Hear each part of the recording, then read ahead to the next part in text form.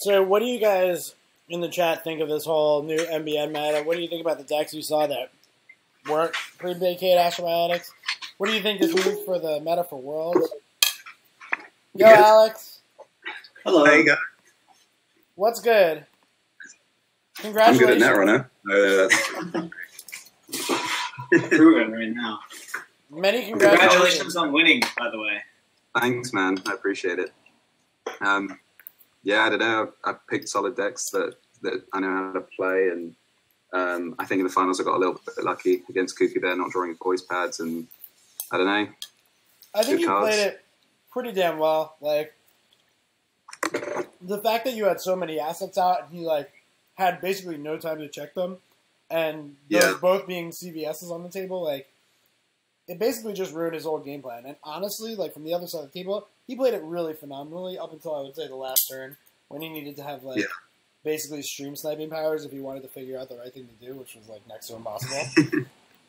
Yeah, exactly. That's what I thought too. I mean, if you don't want to kill people, the only way you can have success in the meta right now is just by pressuring every single click and just not giving them those turns off. Because all Kate needs is a turn to, like, draw a card, lucky find, SMC. Like, you just can't give them those turns. So yeah, I know. I just had to keep pressuring every way that I could. The kill decks were just running amok today. I don't know how much you ran into it, but, like, it seemed like every, like, 2 out of 3 games we watched, it was a kill deck. And they were killing I played two kill decks, I think. And just Plascrete and just be very careful. Obviously, there was that other game on stream, I can't remember who it was against, where I was dead the next turn, and he missed the kill the turn before. He missed the kill, yeah.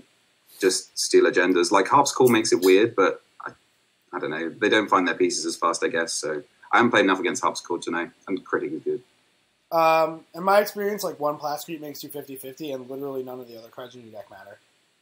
Yeah, that does make sense. Day Raven's such a, I don't know, but you just got to improvise. Like, I was saying that we were at a game night yesterday, Zenesis, and I was saying, like, I feel like the game's about the hardest it's ever been to play. Like, you might disagree, but I have so many games now where I can't just, like, play by the script, like, just follow the rules of the matchup. Oh, yeah. No, I think that the game is extremely difficult to play right now. I think a lot of the times you'll play games where it doesn't necessarily matter how well you play because you were just shut out of it. And that happens, I think, more often than it used to.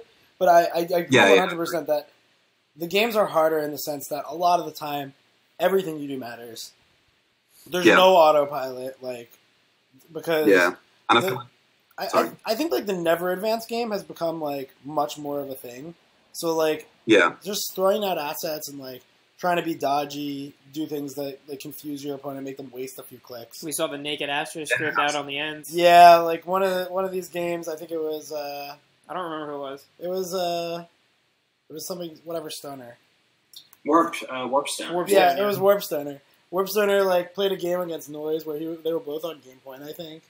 And, like, he just installed, like, 3 things. Like, he put a pad campaign on top of a Sansan, a pad campaign behind a pop-up window, and a Naked Astro, and then he won the next turn. Well, the first time I played Cuckoo, the play that shut the door was the team sponsorship on the Sansan, and then he has to run through the toll booth umpteen times. Like, oh yeah, we saw that. Yeah, and he was playing Gordian Blade too, which is just don't play Gordian. I know. You don't have to tell me. Yeah, Gordian Blade is really. I mean, like, any Age's main plan against Kate is to put a toll booth on a remote and just put things there. Yeah. And when you're breaking it with Gordian Blade, you lose the game. You have no option to break it with Gordian Blade. You have to get Atman on 4 and then try and break everything with Atman plus Data Sucker, or you just have to race on Centrals, which is often very difficult to do. And it's also sort of counter to the whole clock plan.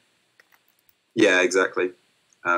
Team wasn't as big of a deal as I thought, but the card's still good, I guess. I tested Team Turtles, and I still can't decide if it's good. It's difficult to know. It's definitely one of those decks that relies on, like, the analysis paralysis of, like, just having so many things to put out. And that's a very difficult thing to quantify in terms of how good it is. Yeah, exactly. And I feel like the good Kate players can just central pressure a lot of the time. Like, I felt a lot less in control when I played Team Turtles. I don't know. Though. No, I agree with you. It's definitely like a more, like, fly by the seat of your bullshit deck. Yeah. But I've been playing HP Fast Funds too, but I don't know. So, did you see any noise today with your Astrobiotics? No, actual zero noise. Yeah, there was not very many noise in this tournament, actually. And not too much criminal either.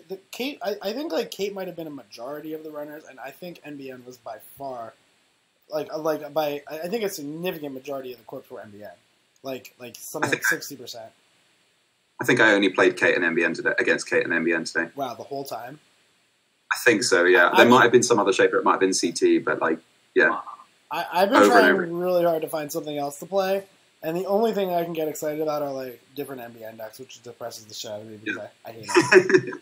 I don't really hate NBN, but I hate NBN fast advance. Like I like the never advance thing, but I like it when there's a remote involved instead of just like naked everything. Like I like and I like the NBN versus K games where you put the toll booth on the remote and you start deking them. I think that's like a cool way to play Netrunner. It's better than like what you do against like Andy, where you just play turn 1 sweepstake and then go buy out a Astro next turn, and then you're off to the races. Yeah, exactly. It's like whoever gets more. Yeah, whoever gets more agendas wins. Yeah, that's just Netrunner, right? Yeah, I did think about HB Fast Advance as well with Team.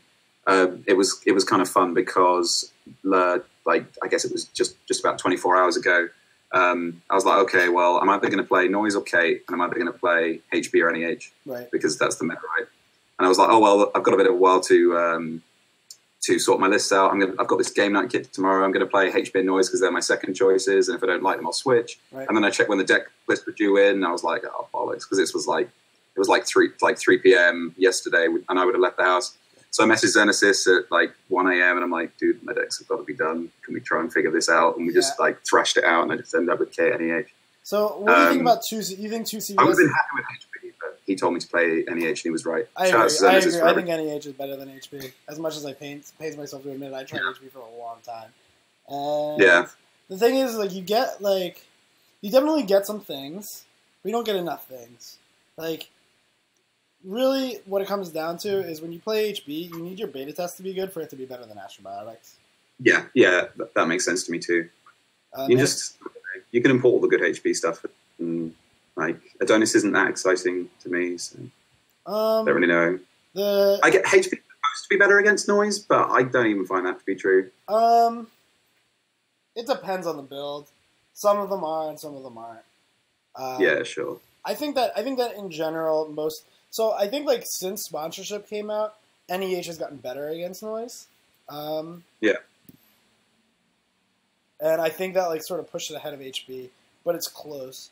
I think that the kill decks actually do better against Noise than either of them. Yeah. Yeah, I guess. Part of the reason I picked Kate was because I thought she was better against the kill stuff and the Data and Destiny, like, bullshit. Kalimsha and Bemblem actually brought 2 Plascrates each. Was he playing 46 cards? I think, yeah, they were both playing 46. But Bemblem was playing 47. Bemblem was playing 47. 45 card deck plus 2 Plascrates. The second Plascrete was actually very useful for him. Yep, he needed it one game. He needed the second Plascrete. That's so bad. Just play 45. Well, listen, I cut Sharpshooter. That was the card that I got rid of. Yeah, you can cut Sharpshooter. You just have to be very careful about not running into Ichis on click 3. And even when I had Sharpshooter, I was just clicking through Ichi. Or Ottoman 4 against HB. Right. No one plays what. Like, the weird thing about Sharpshooter is, like, you're like, oh, I have to break this Ichi because otherwise it's going to trash one of my programs.